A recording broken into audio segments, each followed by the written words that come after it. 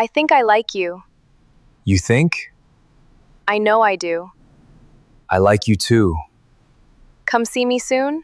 I will. He silenced rivals with a glance and buried enemies without raising his pulse.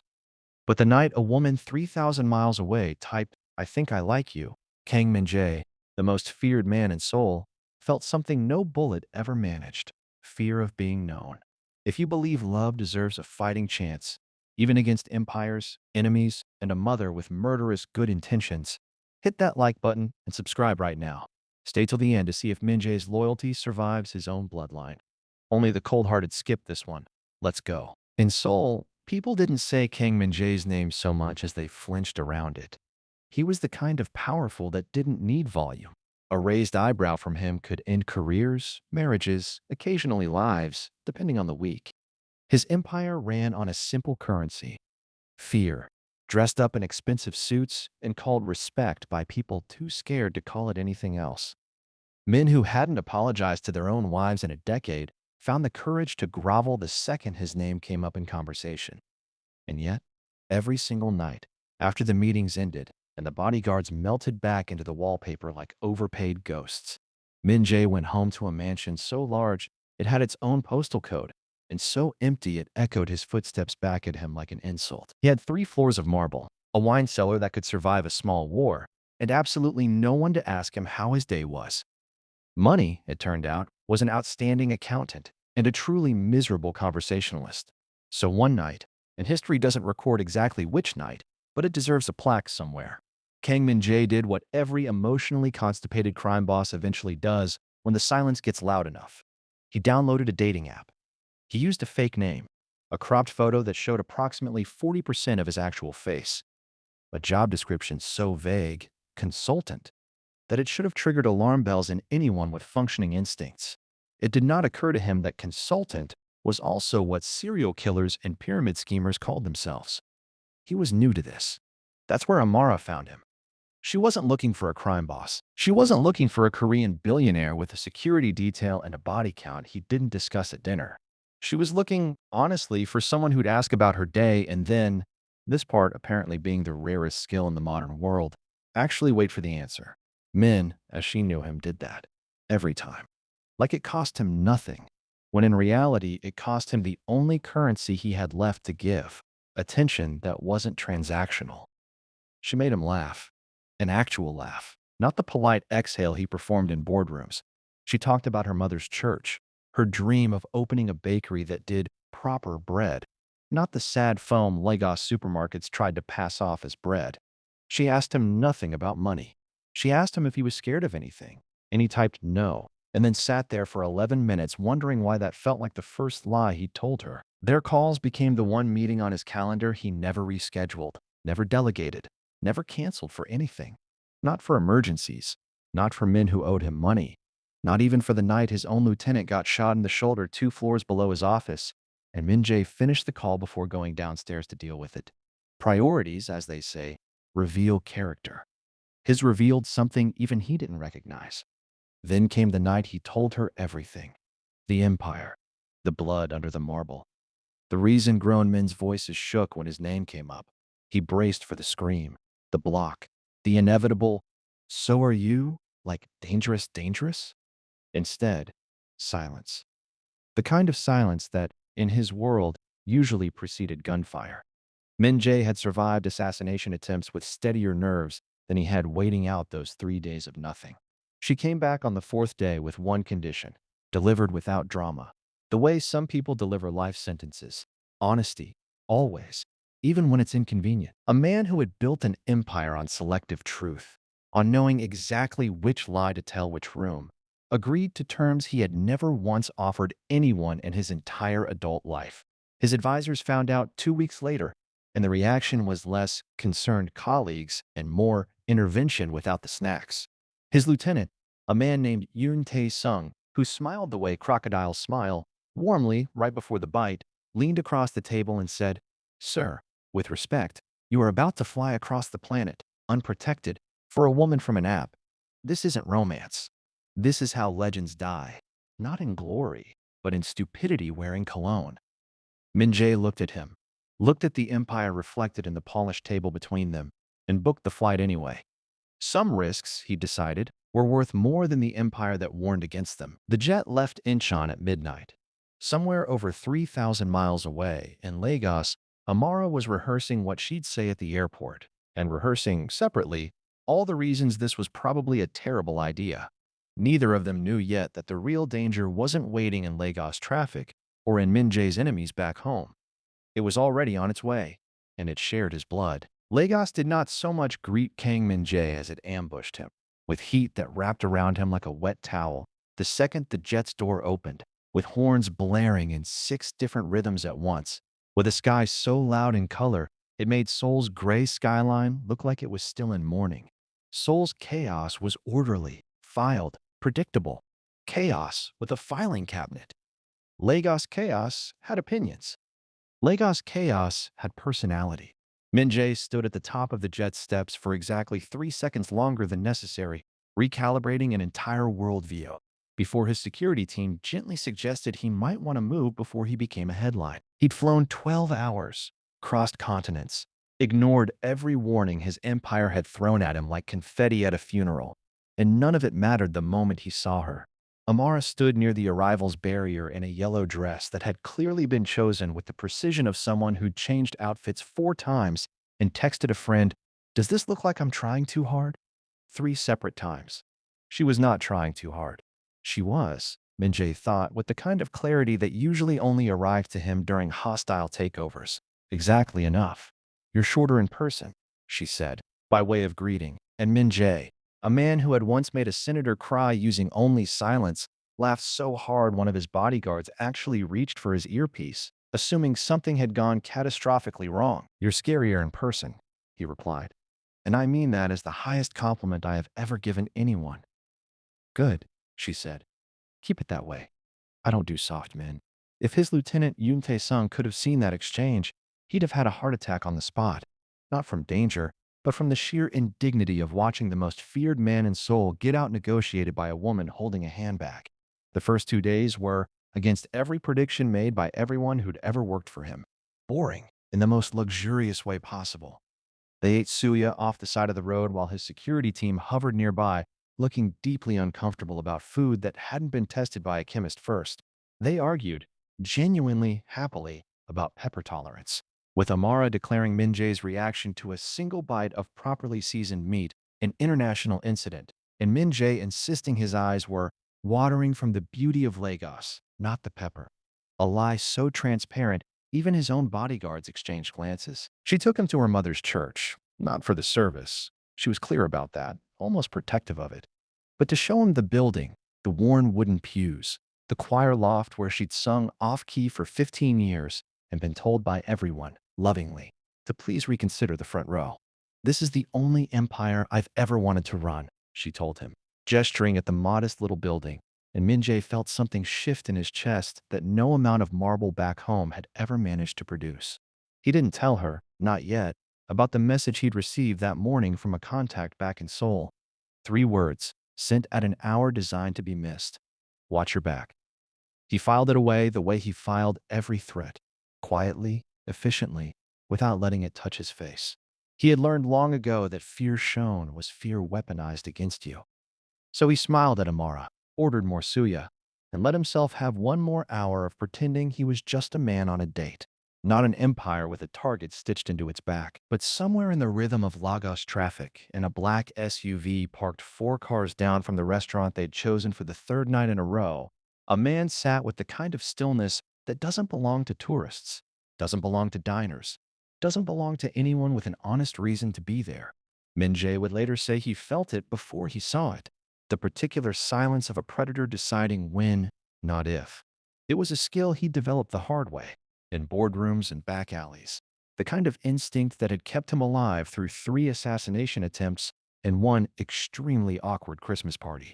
He reached for Amara's hand under the table, laughed at something she said about his pepper tolerance, and did not, for 1 second, let his eyes stop scanning the street behind her. Peace, he had learned a long time ago, always came with an expiration date. He just hadn't expected Lagos to start the countdown so soon. The thing about danger is that it rarely announces itself with a soundtrack. It doesn't slow down time the way movies promise. It just arrives, mid-sentence, mid-laugh, mid-bite of suya, and rearranges the entire evening before anyone's had the decency to finish their drink. It happened on the third night, right as Amara was mid-rant about Min-jae's weak constitution regarding Pepper, gesturing with a skewer like she was conducting an orchestra of disappointment. In Lagos, she was saying, we don't coddle grown men's tongues. If you can run an empire, you can survive Scotch bonnet. I can survive Scotch bonnet, Min-jae said, eyes watering for the second time that night. I simply choose not to suffer unnecessarily. That's called wisdom, not weakness. That's called being soft, Min. He opened his mouth to defend his honor, a battle he was clearly losing on every front when he saw him. The man across the street wasn't doing anything wrong, technically. He was leaning against a black SUV, scrolling his phone like every other bored driver in Lagos waiting on a passenger. But Min-jae had spent 2 decades learning the difference between a man who was waiting and a man who was positioned. And this man had positioned himself with the unmistakable economy of someone trained to kill quietly and leave before the body cooled. Min-jae knew that posture. He'd hired men with that exact posture. Amara, he said, voice level. The same voice he used right before ordering men twice his size to leave a room without argument. I need you to walk inside the restaurant right now and don't look back. Why? What's now? She'd known him 3 months, long enough to know the difference between Min the boyfriend and Min the title he'd warned her about. This was the title talking. She went. What happened next took 90 seconds and felt, to Min-jae, like several unpleasant years. The man crossed the street with the unhurried confidence of someone who'd done this before. No gun in hand. Nothing so clumsy as a public shooting. Just hands free and ready, the way professionals preferred it. Min-jae's 2 bodyguards, who'd been doing an admirable job of looking like furniture for 3 days, suddenly remembered what they were paid for. The fight, if you could call it that, was brief and almost insultingly efficient. Efficient for the attacker, less so for Min-jae's bruised ribs and split lip. The man wasn't there to kill him outright. That much became clear in the way he fought. Controlled, restrained, more interested in delivering a message with his fists than delivering a body to the morgue. Min-jae's security finally caught up, and the man melted into the chaos of Lagos traffic the way professionals always did, leaving behind nothing but a warning shaped like a bruise. Amara came running out the second she heard the commotion, ignoring every instruction she'd been given, because apparently, don't look back, had an expiration date of about 40 seconds when it came to a man she actually cared about. Min. Her voice cracked through the noise, turning heads 3 storefronts down. She grabbed his face in both hands, checking for damage like she was personally responsible for cataloging it. What happened? Who was that? Why does that man move like he's been in a war? It's nothing, Min-jae said, which is the kind of lie that convinces absolutely no one, least of all the woman currently holding your bleeding lip between her fingers. Don't, she said quietly. We had a deal. Honesty. Even when it's inconvenient. He looked at her. Really looked. Past the adrenaline. Past the throb in his ribs.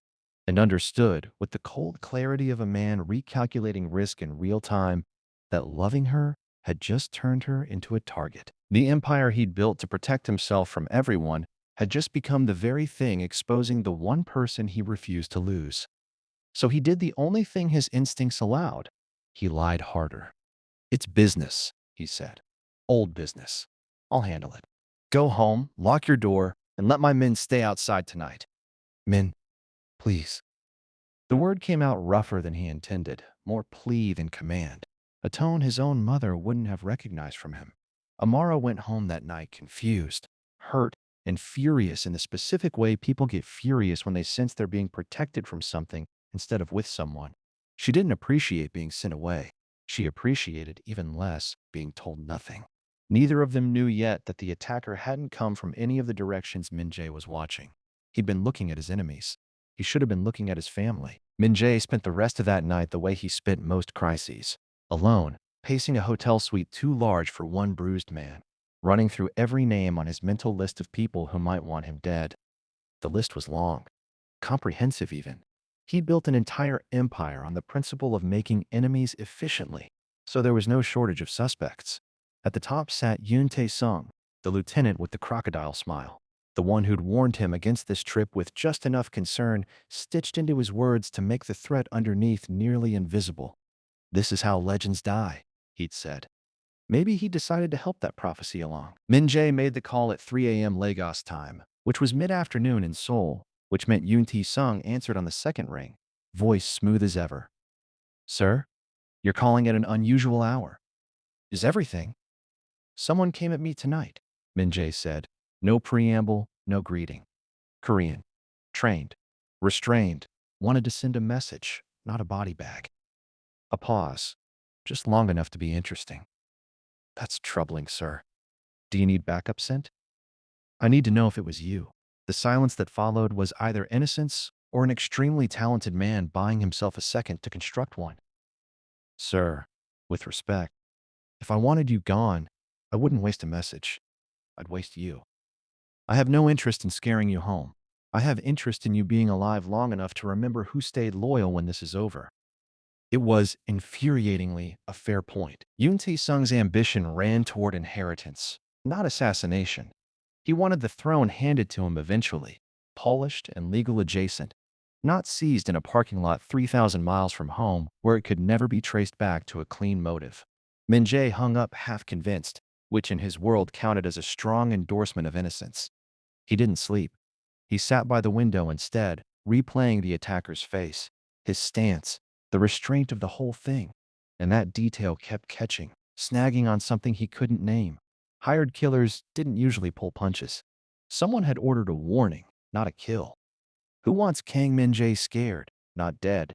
The answer arrived 2 days later, delivered not by an enemy, but by Park Hae-soo, his oldest, most loyal contact. A man who'd known Min-jae since they were teenagers running small debts through Seoul's back alleys.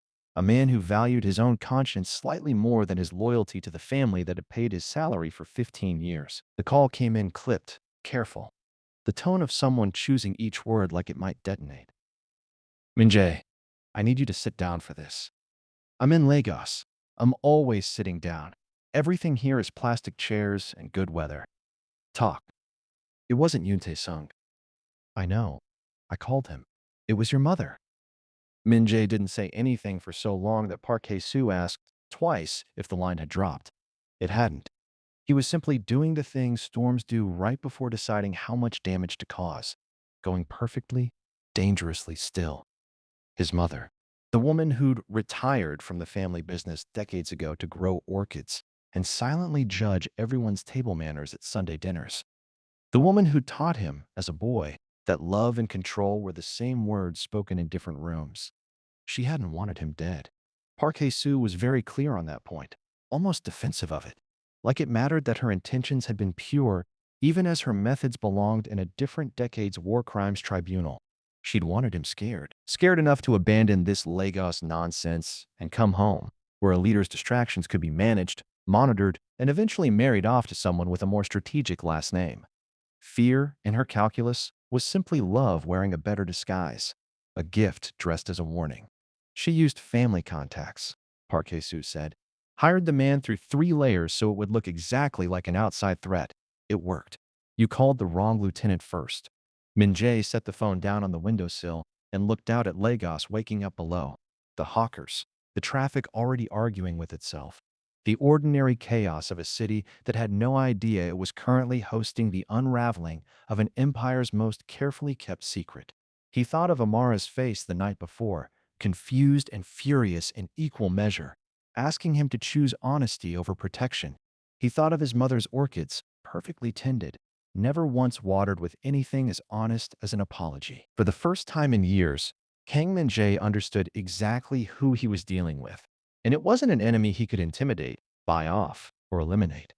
It was the one person whose love had taught him, long before any rival ever could, that fear and devotion could wear the exact same face. He picked the phone back up and dialed the number he hadn't called directly in 11 months. His mother answered on the first ring. "Min-jae," she said warmly, as though she hadn't spent the past week orchestrating a parking lot ambush. "How is Nigeria treating you?" "Nigeria," Min-jae said, "is treating me a great deal better than my own mother, apparently." There was a pause on the line. Not guilt, never guilt. just recalibration. His mother had never apologized for anything in her life. She negotiated instead, the way some people breathe. I don't know what you've heard, but I can already tell you it's been exaggerated. Was it exaggerated that you hired a man to attack me outside a restaurant? Or just the part where you used 3 layers of contacts so it would look like an outside job? Silence. The good kind, if you were keeping score against her. The kind that meant she'd been caught and was deciding whether dignity or denial was the more useful currency right now. His mother chose, as always, control. I didn't hire anyone to hurt you, Min-jae. I hired someone to frighten you. There's a difference, and I'd appreciate you not flattening it for drama. He split my lip. A bruise heals. A bad decision follows you for years. I was protecting the second thing. There it was, the sentence that explained an entire childhood in 11 words. Min-jae closed his eyes and let it land. Let it settle into the same place where every other lesson from this woman had settled. Love measured in outcomes, never in tenderness. Protection that looked, from every conceivable angle, indistinguishable from control. You don't get to frighten me into obedience anymore, he said. I'm 36. I run an empire you handed me specifically so you could stop running it yourself. And you used that same empire's resources to assault me in a country where I came, for once in my life, without an agenda. You came for a woman you met on an app, Min-jae. Forgive me for not throwing a parade. You don't have to throw a parade. You have to stay out of my life when I tell you to. And if I don't, this was the moment. The one every powerful family eventually reaches, where love and leverage finally have to settle their bill in the same currency. Min-jae had spent his whole career learning to recognize the exact second a negotiation tipped from conversation into consequence. He recognized it now in his own voice. Then I'll do to you what I'd do to anyone else who interfered with my operations, he said, voice flat, final, the tone that had ended boardroom careers without raising in volume once. I'll remove your access, not the company. I'm not cruel, and you built half of what I run. But every decision that touches my personal life, every contact you've used to track me, every favor you've called in my name without my knowledge, gone. Today, you'll keep your orchids and your dinners and your opinions. You will not keep a vote in who I love. His mother, for the first time in the conversation, didn't have an immediate answer. Min-jae let the silence sit there, uncomfortable and earned, the way silences should when someone's finally told the truth instead of managing it. You're making a mistake, she finally said, quieter now, less queen and more briefly mother. She doesn't understand what she's stepping into. No, Min-jae agreed. But she's the only person in my life who's ever asked me to be honest instead of impressive. You taught me power. She's teaching me the thing power was supposed to be for. I'm done apologizing for choosing both. He ended the call before she could negotiate her way back into the last word. A small, satisfying victory in a war that had taken him 36 years to even recognize as a war. But satisfaction, he was learning fast in Lagos, came with its own expiration date. Because 2 floors below his hotel suite, in the lobby, Amara was standing at the front desk, arms crossed, jaw set, having heard exactly enough secondhand chaos over the past 2 days to arrive at her own conclusion. She wasn't there for an apology. She was there to tell him she was done being protected from the truth. And if he couldn't give her honesty, she'd give him the door. Min-jae found her exactly where the front desk attendant had warned him she'd be. Arms crossed, posture set like a woman who had rehearsed this speech in the elevator mirror and was prepared to deliver it regardless of who was watching. 2 bodyguards trailed him at a respectful distance, having learned over the past week that Amara was, by a wide margin, the more dangerous person in any room she occupied. You sent me home, she said, before he'd even crossed the lobby. Twice. Like I'm a child who can't handle bad news. Like honesty was a condition I made up for fun. Amara. No, let me finish, because I've had 2 days to think about this, and I refuse to waste the speech. She held up a hand, the universal sign for I am not done. Sit down emotionally, if not physically. You told me, you promised me, that whatever this was, whatever you were, you'd never manage me the way you manage everyone else. And the first time something actually went wrong, what did you do? You managed me. You sent me away with a split lip and a lie about old business. That's not honesty, Min. That's PR. Min-jae had negotiated hostile takeovers, faced down armed men twice his size, and once talked a furious cartel boss out of a knife fight using nothing but tone of voice. None of it had prepared him for the particular terror of a woman who was right. "You're correct," he said simply, which surprised her enough to actually pause. "I lied. Not because I don't trust you, because I was terrified of what telling you the truth would mean." "And what does it mean?" he told her. "All of it. The man outside the restaurant. The call to unity song that turned out to be a dead end. Park Hae-soo's voice cracking slightly as he delivered the truth. His mother's calm, infuriating confession. "I didn't hire anyone to hurt you. I hired someone to frighten you." And the call that had ended 20 minutes ago, with Min-jae stripping his own mother of any say in his personal life for the first time in 36 years. He didn't soften it. He didn't manage it. He gave her the whole ugly architecture of his family, brick by brick, and waited for her to decide what to do with the rubble. Amara was quiet for a long moment. The kind of quiet Min-jae had learned, the hard way, usually preceded either devastation or grace. This time, it was something closer to grief. "Your own mother," she said softly, "tried to scare you out of loving me." "Yes, that's—" She exhaled, shook her head, and for a second, the fury drained out of her, replaced by something rawer. "That's exhausting, Min. Genuinely. I don't know how you survive a family like that and still know how to be soft with anyone." "Most days I don't know either." She studied him for a long moment. The split lip, the tired eyes. The man who just dismantled 36 years of obedience over a phone call because he refused to let fear win twice in 1 week. "You came back and told me everything," she said finally. "Not the version that makes you look strong. The version that makes you look like someone's son who got hurt by his own mother. That's the part I needed, Min. Not the empire. Not the apology. Just that." "So we're not finished," she said quickly, holding up a finger before he could get hopeful too fast. "I'm still angry you sent me home like I couldn't handle it. But I'm angrier at a woman 3,000 miles away who thought scaring her own son was an acceptable substitute for loving him. And honestly, if she's willing to weaponize strangers in Lagos to keep you obedient, I'd love to know. Does anyone else out there think it's okay to control people you claim to love by making them afraid instead of honest? Because where I'm from, that's not love. That's just fear with better PR." It wasn't lost on Min-jae, or on anyone watching this story unfold from the outside, that the question landed less like a private accusation and more like an open invitation. If you've ever loved someone by controlling them instead of trusting them, you already know exactly which side of this you're on. The kind of question that made comment sections light up. The kind that made people type, "Not me," "Never," drop a like if you agree before they'd even finished reading. Amara uncrossed her arms, finally, and reached for his hand. Careful, deliberate, the gesture of someone choosing to stay rather than someone who'd never considered leaving. "Your mother thinks fear is love," she said. "Let's prove her wrong somewhere that has better food than this hotel lobby." Min-jae laughed, really laughed, the kind that startled his bodyguards into checking their earpieces again, and followed her out into the Lagos evening, leaving behind a lobby, a phone call, and 36 years of a love that had never once known how to introduce itself without a threat attached. Somewhere across the world, his mother sat among her orchids, already calculating her next move. She had lost the battle. She had not, by any measure she recognized, lost the war. The next attack didn't come as a man in a parking lot. It came as a wire transfer.